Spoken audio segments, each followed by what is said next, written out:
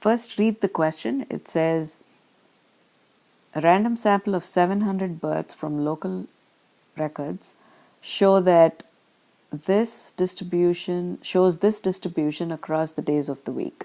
So the first row is the day of the week, and the second row is the number of births, which is the counts.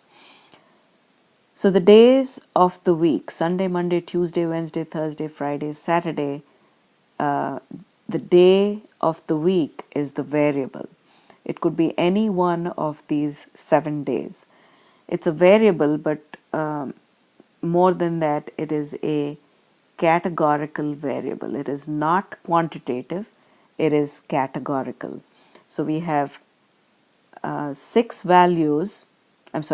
values of the variable. The second row gives the corresponding counts. How many were born on a Sunday, how many born on a Monday, how many born on Tuesday, and so on. They all add up to 700 because the total number of births recorded, or at least tabulated here, comes up to 700. So each one is the counts. So we have the values of the variable, categorical variable, or the various buckets, which is Sunday, Monday, Tuesday, Wednesday, Thursday, Friday. So that's a total of 7 buckets with the counts, corresponding counts given. So a categorical variable with a certain number of values or buckets with the counts given, this tells us that it is a chi-squared test, because what we're trying to answer here is, do the data give significant evidence that the local births are not equally likely on all days of the week? The answer is there evidence? And your answer will be yes or no based on evidence, which is the p-value. The evidence in a hypothesis test is always the p-value. So first make a statement. Part A, we'll find evidence that the local births are not equally likely on all days of the week. That is what we're going to prove. We've discussed this. It is a chi-squared test because the variable is day of the week or days of the week. It is a categorical variable. We have a categorical variable with 7 buckets, and the counts in each bucket or category are given to us. So that tells us that a chi-squared test needs to be used in this case. As in any other hypothesis test, we first need to set up a null and alternative hypothesis.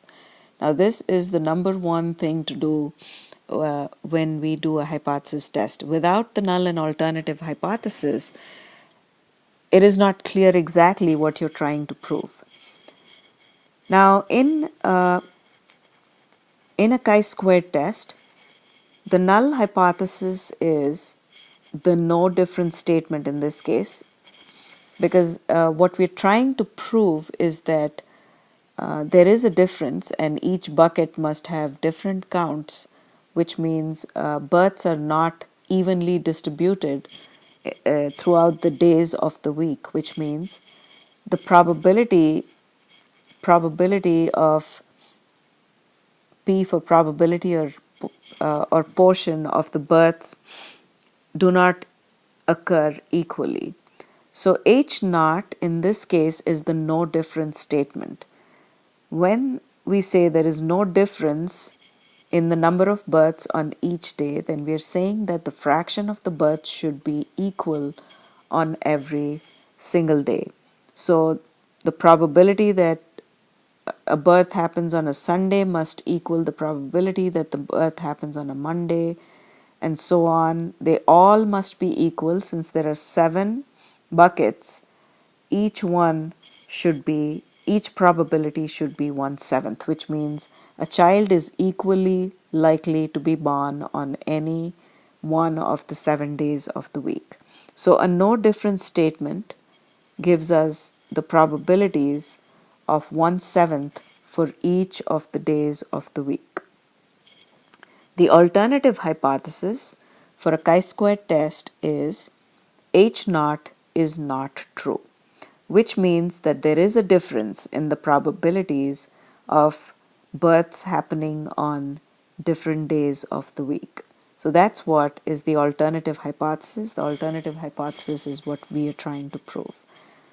The opposite is that there is no difference, and that is the null hypothesis. So if a specific ratio is not given, then our null hypothesis is a no difference statement. Now, if there were only, let's say, 3 buckets in a categorical variable, or if a categorical variable could assume only 3 values, and we are trying to set up the null hypothesis when there are 3 buckets, and our null hypothesis is a no difference statement, then each probability would equal 1/3, which means P1 equals 1/3, P2 equals 1/3, P3 equals 1/3. Since we have 7 buckets, that's the reason why we have 1/7. Now the next step is to find the expected counts, because if you want to figure out the chi-squared statistic, which will then give us the p-value, which will then help us conclude the test, we first need the expected counts. The expected counts always come from the null hypothesis. It's always based on the null hypothesis. The null hypothesis says that the counts should all be equal, because what it really says is that the probabilities are all equal, which is the same as saying the fraction of births on each day must be equal to the other day. If there are a total of 700 births, then each bucket must have 100 births, because it is 700 divided by the 7 buckets, because we want all buckets to be of equal count, so that would be 700 over 7, which is equal to 100. So that is the expected count. So here, since all probabilities are the same, the expected count is the total number of counts, which is equal to 700 in this case, divided by the total number of buckets, which is 100. So the calculation is pretty straightforward. And now each bucket or each day will have 100 births as the expected count. And where does the expectation come from? From the no difference statement, which says there is no difference, and hence each bucket must have the same number of births. So in part E, the chi-squared statistic is given to you along with the components for each day of the week, or for each value of the categorical variable. That's for the Sunday, Monday, Tuesday, Wednesday, Thursday, Friday, and Saturday. When you add all the chi-squared components, you get the chi-squared statistic 19.12. Now we go to table D, which is the chi-squared distribution table. In order to find the p-values from the table, we need to first know the degrees of freedom. Degrees of freedom is the number of buckets, which is n in this case, 7. So n is 7 because there are 7 buckets or 7 days of the week. 7 values that the categorical variable can assume. So the number of buckets is 6. 7 minus 1, 6 buckets, which is the number of degrees of freedom.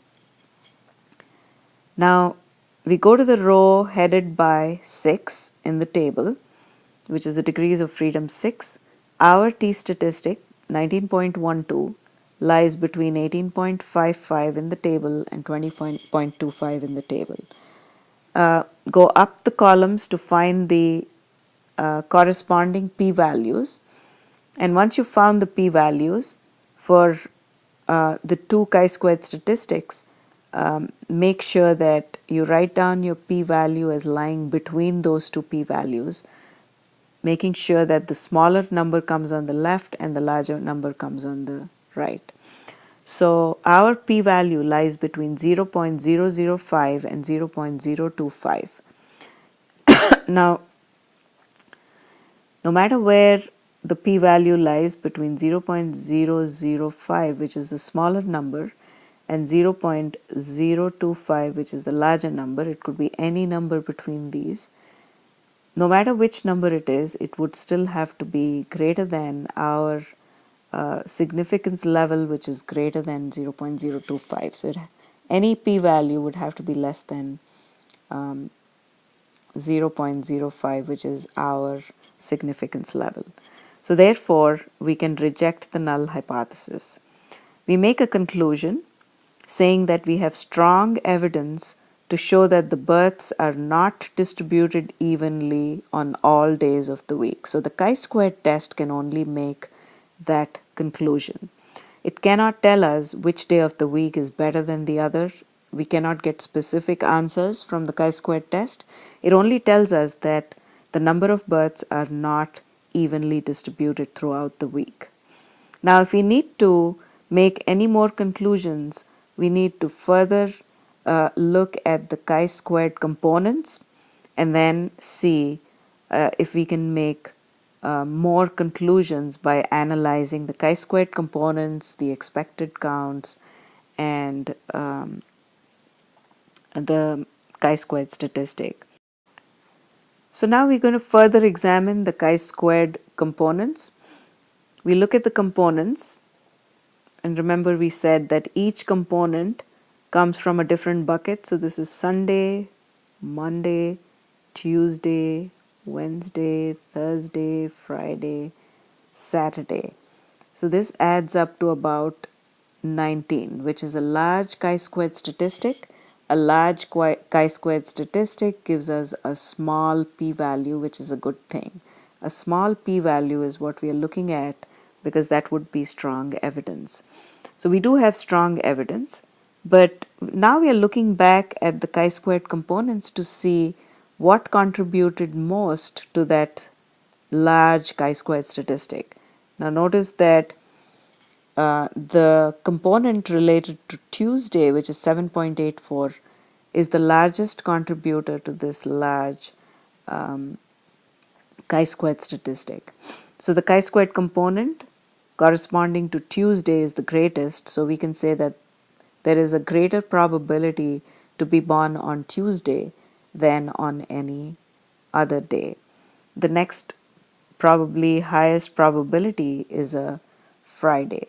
So the counts for the days of the week are not even. That's what the chi-squared test proved to us, but we are now looking at the chi-squared components to make further conclusions. The chi-squared test does not do that for us. Chi-squared test just says that there is no difference, but now we're just looking at the components and trying to make sense of it.